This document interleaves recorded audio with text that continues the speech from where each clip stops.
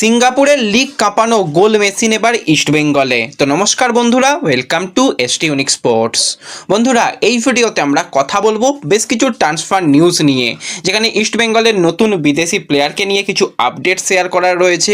আইএসএলে ইস্টবেঙ্গলের ম্যাচ নিয়ে কথা বলার রয়েছে, এছাড়াও বেশ কিছু গুরুত্বপূর্ণ ফুটবল আপডেট শেয়ার করার রয়েছে এই ভিডিওতে। ইন্টারেস্টিং ভিডিও হবে, শুরু থেকে শেষ পর্যন্ত দেখো। ভিডিও ভালো লাগলে লাইক শেয়ার করে দিও, আর যারা চ্যানেলে প্রথমবারের জন্য এসেছো মনে করে চ্যানেলটাকে সাবস্ক্রাইব করে নিও, তাহলে প্রিয় দলের খেলার সমস্ত আপডেট তোমরা এখানে পেয়ে যাবে। তো চলো আর দেরি না করে ভিডিও শুরু করা যাক।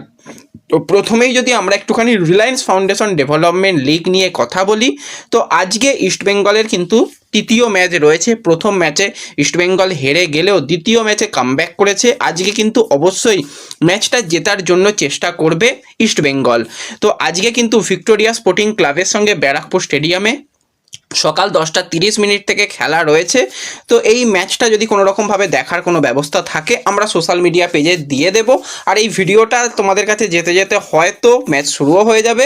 যাই হোক, আমাদের সোশ্যাল মিডিয়া পেজে যারা এখনও যুক্ত নেই, অবশ্যই ডেসক্রিপশন বক্সের লিঙ্ক থেকে WhatsApp channel, Telegram channel, Facebook পেজে জয়েন হয়ে যেও। সেখানে সমস্ত লেটেস্ট আপডেট আমরা শেয়ার করে থাকি, তো সেখানে কিন্তু তোমরা ম্যাচ দেখতে পাবে। তো আজকে কিন্তু আরও একটা বড় ম্যাচ রয়েছে, যেই ম্যাচের দিকে কিন্তু আমরা সকলে তাকিয়ে রয়েছি। কারণ সন্তোষ ট্রফি চ্যাম্পিয়ন দল বাংলা এই বছর তাদের প্রথম ম্যাচ খেলতে চলেছে নাগাল্যান্ডের বিরুদ্ধে। হ্যাঁ, একদম অচেনা প্রতিপক্ষ। প্রথম ম্যাচ সবসময় কঠিন ম্যাচ হয় আমরা জানি। তো সেই কঠিন ম্যাচে কিন্তু আজকে অবশ্যই একটা ভালো পারফরমেন্স করার চেষ্টা করবে রবি হাঁসদারা, এবং রবি হাঁসদা তাকে ক্যাপ্টেন করা হয়েছে। গত বছরে অসাধারণ ছন্দে ছিল। চাকুমান্ডিও থাকছে সহ অধিনায়ক হিসাবে, কিন্তু অধিনায়ক হিসাবে রবিকেই রাখা হয়েছে। সঞ্জয় সেন কিন্তু এই ম্যাচটাকে খুব ভালোভাবে নিয়ে অ্যানালিসিস করেছে এবং তাদের বেস্ট প্লেইং ইলেভেনটা নামানোর চেষ্টা করবে। তো আজকে এই যে সন্তোষ ট্রফির ম্যাচ তোমরা দেখতে পাবে ঠিক দুপুর 2 থেকে, কারণ ম্যাচ 1:30 থেকে হওয়ার কথা ছিল, সময় পরিবর্তন হয়ে ম্যাচ 2 থেকে দেখা যাবে।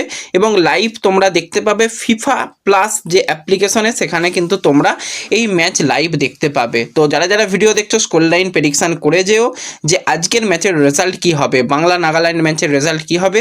যাদের স্কোর লাইন প্রেডিকশান মিলে যাবে তাদের নাম পরবর্তী সময় অবশ্যই শেয়ার করা হবে। তাই যারা যারা ভিডিও দেখছো একটু স্কোর লাইন প্রেডিকশন করে যেও। তো এর সাথে সাথে যদি আমরা আইএসএল এর সূচি, ইস্টবেঙ্গলের সূচি বিশেষত নিয়ে কথা বলি, যে সূচিটা মোটামুটি ঘোষণা হচ্ছিল যে একটা ইস্টবেঙ্গলের 14 তারিখেই ডার্বি, না সেইটা হচ্ছে না।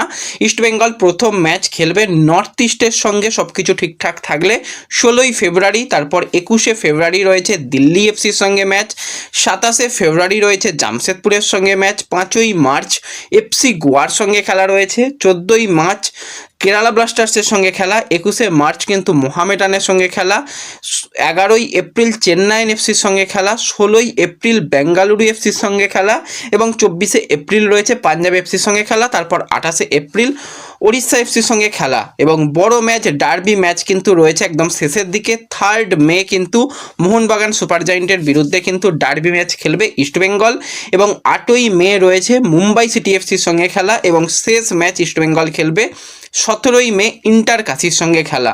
তো এটাই কিন্তু ইস্টবেঙ্গলের সূচি হতে চলেছে। এবার কোনটা হোম ম্যাচ, কোনটা অ্যাওয়ে ম্যাচ, কোন সময়ে ম্যাচ, সেগুলো আপডেট এলে অবশ্যই শেয়ার করে দেবো। সব কিছু ঠিকঠাক থাকলে আজকেই হয়তো অফিসিয়াল শিডিউল এসে যাবে, সেই দিকেও নজর থাকবে যে শিডিউলে কাদের কখন ম্যাচ রয়েছে, সেই দিকেও নজর থাকবে। বা এই যে তোমাদের সূচিটা জানালাম, এই সূচিটাই থাকছে নাকি কিছু পরিবর্তন হচ্ছে, সেই দিকে অবশ্যই আমাদের নজর থাকবে।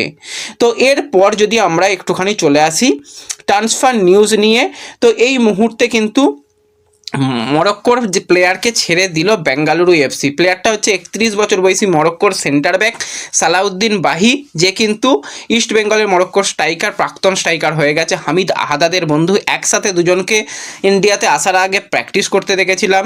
তো সেক্ষেত্রে দুজন মরক্কোর প্লেয়ার সাইন করলো ইন্ডিয়াতে, আবার দুজন প্লেয়ারের সঙ্গেই মিউচুয়ালি কন্ট্যাক্ট টার্মিনেট করা হয়ে গেছে। Bengaluru FC officially thank you জানিয়ে দিয়েছে সালাউদ্দিনকে। তারা কিন্তু এই বিদেশি ডিফেন্ডারকে কিন্তু ছেড়ে দিল। এটা এটা কিন্তু একদম অফিসিয়াল নিউজ তোমাদের সঙ্গে শেয়ার করে নিলাম। তো এরপর আমরা পুরো বিষয়টা নিয়ে কথা বলবো ইস্টবেঙ্গলের নতুন বিদেশি স্ট্রাইকার। তোমরা সকলেই জানো ইস্টবেঙ্গল কিন্তু তাদের নতুন বিদেশি স্ট্রাইকারের সঙ্গে কথাবার্তা একদম হয়ে গেছে, শুধু অফিসিয়াল ঘোষণাটুকু এবং মেডিকেল টেস্টটুকু তার বাকি রয়েছে।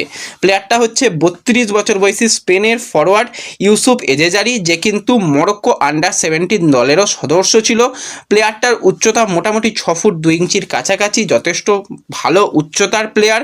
এবং প্লেয়ারটা যে খেলছিল সিঙ্গাপুরের লিগ কাঁপানো প্লেয়ার, আমি এটুকু বলতে পারি, কারণ এই সিজনটুকু যদি আমরা তার পারফরমেন্স নিয়ে কথা বলি, টোটাল কিন্তু সে 13টা ম্যাচ খেলেছে, সেখানে 12টা গোল, 2টো অ্যাসিস্ট কিন্তু দেখা যাচ্ছে।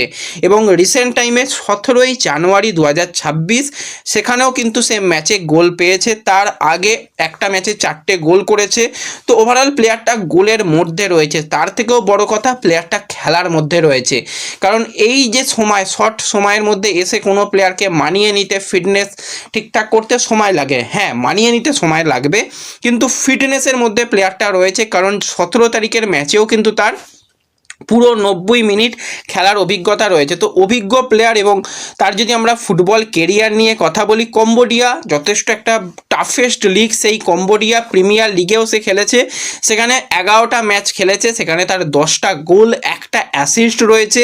এছাড়া যেটা তো বললাম সিঙ্গাপুর লিগে কিন্তু এই সিজনে বিশেষত আগুন ছন্দে রয়েছে। সিঙ্গাপুর লিগে যদি আমরা কথা বলি, এই সিজনেই মোটামুটি এতগুলো গোল হয়ে গেছে। এছাড়া থাই লিগে কয়েকটা ম্যাচ খেলেছে, সেখানেও যথেষ্ট নজরকাড়া পারফরমেন্স। ইন্দোনেশিয়ার যেটা সুপার লিগা, সেই ইন্দোনেশিয়ার যদি কথা বলি, সেখানে 73টা ম্যাচ খেলেছে, সেখানে 28টা গোল, 5টা অ্যাসিস্ট রয়েছে। মোহাম্মদ রাশিদের বিরুদ্ধে তার খেলার অভিজ্ঞতা রয়েছে। ওভারঅল দেখতে গেলে কিন্তু প্রোফাইলটা যথেষ্ট, কিন্তু ইস্টবেঙ্গল একটা ইমপ্রেসিভ প্রোফাইল নিয়ে আসছে। হ্যাঁ, তার পুরোপুরি বলতে গেলে ইন্ডিয়াটা অচেনা, কিন্তু তার এশিয়া কন্ডিশনে তার খেলার অভিজ্ঞতা রয়েছে। থাই লিগে সেখানে খেলেছে। এছাড়া কিন্তু সে AFC challenge league, champions league নয়, চ্যালেঞ্জ লিগে 3টে ম্যাচে তার একটা গোল রয়েছে। তো ওভারঅল কিন্তু প্রোফাইলটা খুবই ভালো, এবং প্লেয়ারটা একদম সেই হিরোশি ইবুসুকির মতন রোগা ছিপছিপে নয়, প্লেয়ারটা ফিজিক্যালি খুব বেশি স্ট্রং, তাকে বডি স্ট্রাকচার দেখলে বোঝাই যাবে। এবং প্লেয়ারটা দৌড়াতে পারে, যেটা হিরোশি ইবুসুকিকে নিয়ে প্রবলেম হচ্ছিল, দৌড়াতে পারছিল না। ফিনিশিং কম বেশি সবাই করবে, কিন্তু প্লেয়ারটার দৌড়ানোর ক্ষমতা রয়েছে। আমরা ইস্টবেঙ্গলের বা বেঙ্গালুরু এফসিতে যে ক্লেটন সিলভাকে দেখেছিলাম, প্রচণ্ড ছটফটে দৌড়াতে পারে, সারা মাঠ জুড়ে খেলতে পারে, গোলটা করতে পারে, গোলটা চেনে, তো সেই রকম টাইপের প্লেয়ার বলতে পারো। এবং প্লেয়ারটার লং ডিস্টেন্স শট, সেখান থেকে গোল করার এবিলিটি রয়েছে, সেট পিসে গোল করতে পারে, হেডিং কোয়ালিটি ভালো। তো ওভারঅল কিন্তু একটা খুব ভালো প্রোফাইল কিন্তু ইস্টবেঙ্গল এনেছে। তো এই প্লেয়ার ইস্টবেঙ্গলে আসছে। আরও একজন বিদেশি, যে ষষ্ঠ বিদেশি, সেই প্লেয়ারও কিন্তু একজন আফ্রিকান প্লেয়ার হওয়ার সম্ভাবনা রয়েছে, সেই নিয়েও কথাবার্তা চলছে। যদিও সেটা এখনও পর্যন্ত জানা নেই যে কোন প্লেয়ারই শেষ পর্যন্ত আসছে, কিন্তু এই প্লেয়ার এলে ইস্টবেঙ্গল কিন্তু অনেক বেশি শক্তিশালী হবে বলাই যায়। তো ওভারঅল এই প্লেয়ারের প্রোফাইল তোমাদের কীরকম লাগছে অবশ্যই কমেন্টে জানিও। ভিডিও ভালো লাগলে লাইক শেয়ার করে দিও, চ্যানেলে প্রথমবারের জন্য এলে সাবস্ক্রাইব করে নিও। দেখা হবে পরবর্তী ভিডিওতে, ধন্যবাদ।